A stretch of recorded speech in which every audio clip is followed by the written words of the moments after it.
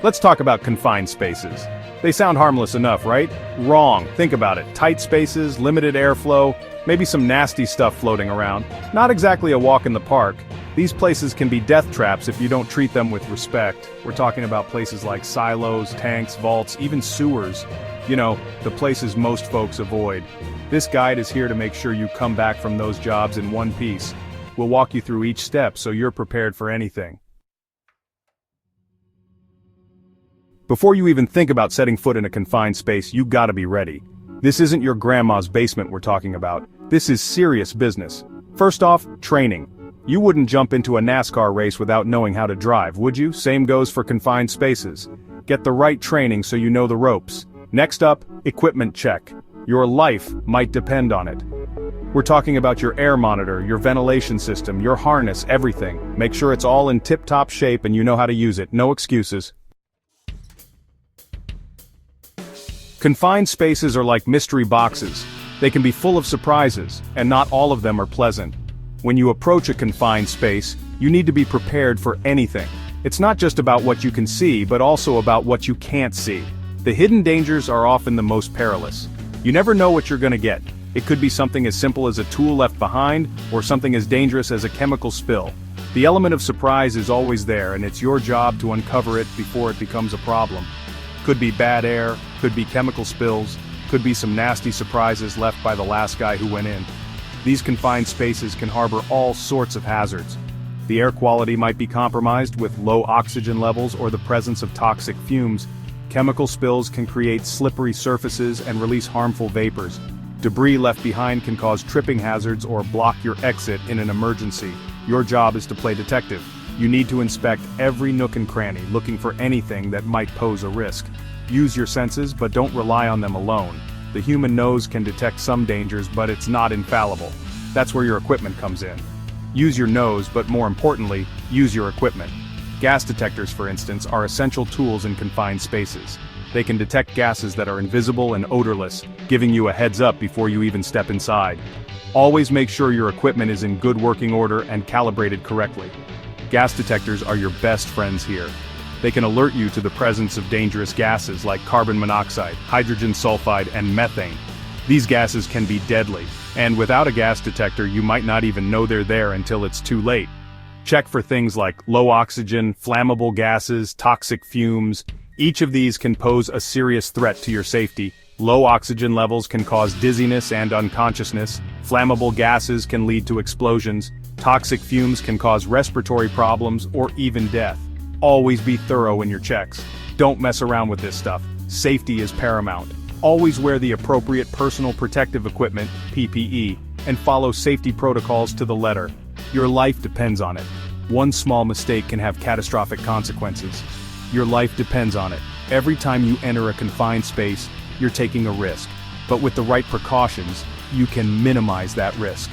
Always be aware of your surroundings and stay vigilant. If something doesn't feel right, trust your instincts and get out. And don't forget about physical hazards.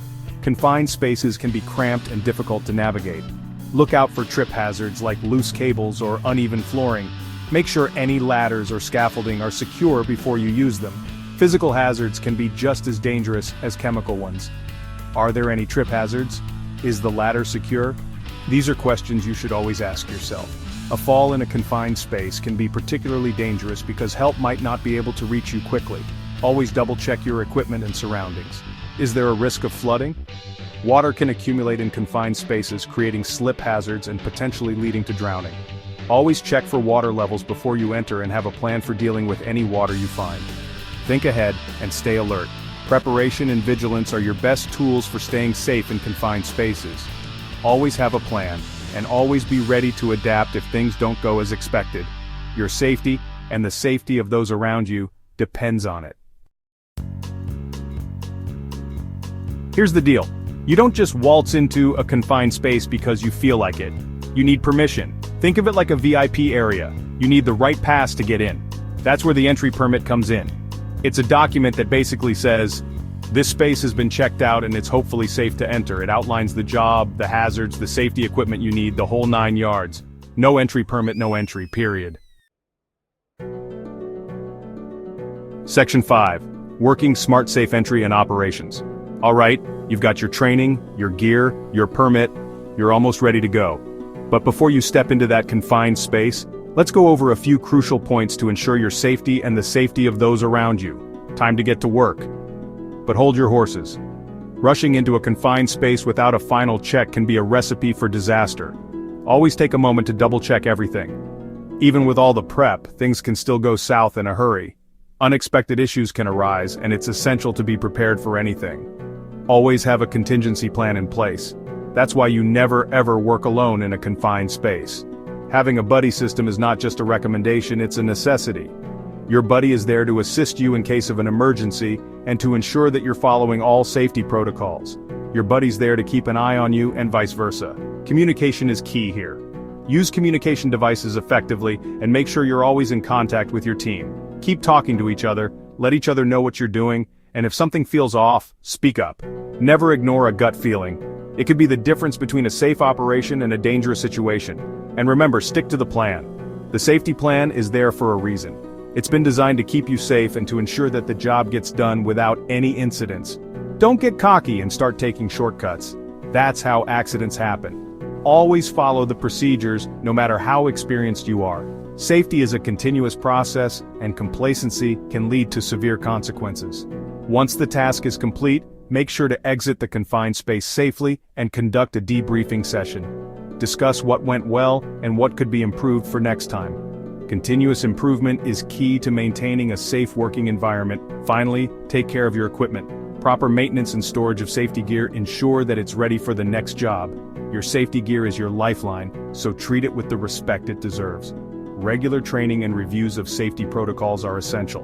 Stay updated with the latest safety standards and practices. Knowledge is power, and in this case it's also your best defense against potential hazards. Remember, safety is a team effort. Everyone has a role to play in ensuring a safe working environment. Stay vigilant, stay informed, and always prioritize safety above all else. Section 6. Getting out alive, exit, and review. You've done the work, now it's time to get out of Dodge. But don't get complacent. Exiting a confined space safely is just as important as entering it. Follow the established procedures, use your safety gear, and keep communicating with your team. Back on solid ground? Great. Time for a quick debrief. Talk about what went well, what could have been done better, and any lessons learned. This helps everyone stay sharp and improve for next time. Remember, safety is a team sport. Section 7.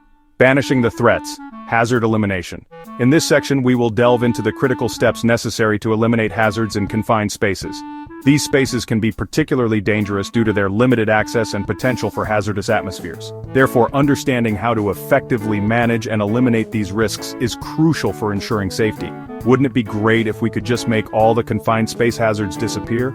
Unfortunately, we don't have a magic wand to wave away these dangers. However, we do have a variety of tools and strategies at our disposal to significantly reduce the risks associated with confined spaces. By being proactive and diligent, we can create a much safer working environment. While we can't magically erase them, we can definitely try to control them. This involves using the right tools and equipment to address potential hazards. For instance, setting up safety barriers can prevent accidental falls or exposure to harmful substances. It's about taking practical steps to mitigate risks before they become serious issues. This means identifying potential dangers and figuring out ways to minimize the risks. Conducting thorough inspections and using checklists can help ensure that no hazard goes unnoticed. It's essential to be meticulous in this process, as even a small oversight can lead to significant consequences. Regularly reviewing and updating these checklists can also help keep safety measures current and effective. Think of it like this. You wouldn't leave a puddle of oil on your garage floor, would you? Just as you would clean up an oil spill to prevent slips and falls, you should address any hazards in confined spaces promptly. This not only prevents accidents but also maintains a clean and safe working environment. It's about being proactive and taking responsibility for the safety of yourself and others. Same goes for confined spaces. Clean up spills, fix faulty equipment, improve ventilation.